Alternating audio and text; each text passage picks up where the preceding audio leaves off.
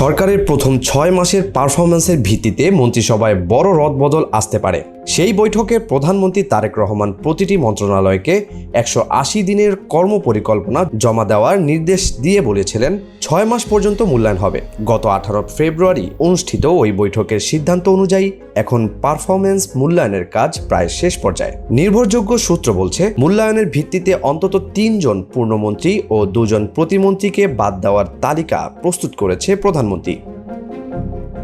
বাদ পড়তে যাওয়া মন্ত্রীদের তালিকা সবার আগে আসছেন শিক্ষামন্ত্রী ডক্টর আ.ন.ম এহসানুল হক মিনল। দুর্যোগের মধ্যে পরীক্ষার আয়োজন এবং সাম্প্রতিক কয়েকটি বক্তব্যের কারণে তাকে নিয়ে সরকারের উচ্চমহল অস্বস্তি তৈরি হয়েছে।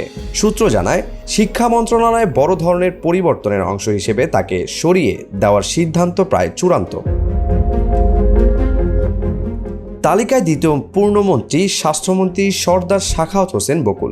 বিভিন্ন বক্তব্য ও ঘটনাকে কেন্দ্র করে তিনি দীর্ঘদিন ধরে সমালোচিত।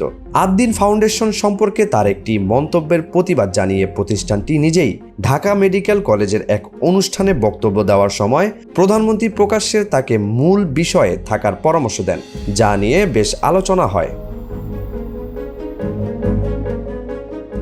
মুক্তিযুদ্ধ বিষয়ক প্রতিমন্ত্রী ইঞ্জিনিয়ার ইশরাক হোসেনের বিরুদ্ধে একটি গ্রেপ্তারি পরোয়ানা মামলায় প্রভাব খাটানোর অভিযোগ উঠেছে। রাজনৈতিক অঙ্গনে তা নিয়ে নেতিবাচক আলোচনার প্রেক্ষাপটে তাকেও বাদ দেওয়ার সিদ্ধান্ত হতে পারে। আরেক প্রতিমন্ত্রী পানি সম্পদ প্রতিমন্ত্রী ফরহাদ হোসেন আজাদের একটি ভিডিও সাম্প্রতি সামাজিক মাধ্যমে ছড়িয়ে পড়ে। তিনি দাবি করেন, ভিডিওটি কৃত্রিম বুদ্ধিমত্তা দিয়ে বানানো। তবে একটি ফ্যাক্ট চেকিং প্ল্যাটফর্ম বলছে ভিডিওটি এআই দিয়ে তৈরি নয়। ব্যক্তিগত আচরণে এমন বিতর্ক তার মন্ত্রিসভায় টিকে থাকার পথে বড় বাধা হয়ে দাঁড়িয়েছে। মন্ত্রিসভা থেকে বাদ পড়ার তালিকা চূড়ান্ত হওয়ার পাশাপাশি নতুন মুখ যুক্ত করার প্রক্রিয়াও এগিয়ে চলছে। শিক্ষা মন্ত্রণালয়ের দায়িত্ব পেতে পারেন প্রধানমন্ত্রী কার্যালয়ের মুখপাত্র ও উপদেষ্টা মাহাদি আমিন। স্বাস্থ্য প্রতিমন্ত্রী ডক্টর এম.এ. মুহিতকে পূর্ণমন্ত্রী করার চিন্তা রয়েছে প্রধানমন্ত্রীর।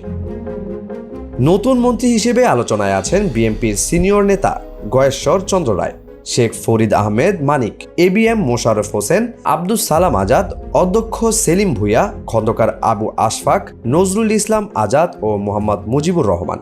টেকনোক্যাট কোটাও কয়েকজন জ্যেষ্ঠ নেতার নাম বিবেচনায় আছে। পাশাপাশি জোটের শরিক দল থেকেও নতুন সদস্য অন্তর্ভুক্ত হতে পারেন। তবে মন্ত্রিসভার আকার কতটা বাড়বে এবং কাদের স্থান দেওয়া হবে সে বিষয়ে চূড়ান্ত সিদ্ধান্ত একমাত্র প্রধানমন্ত্রীর।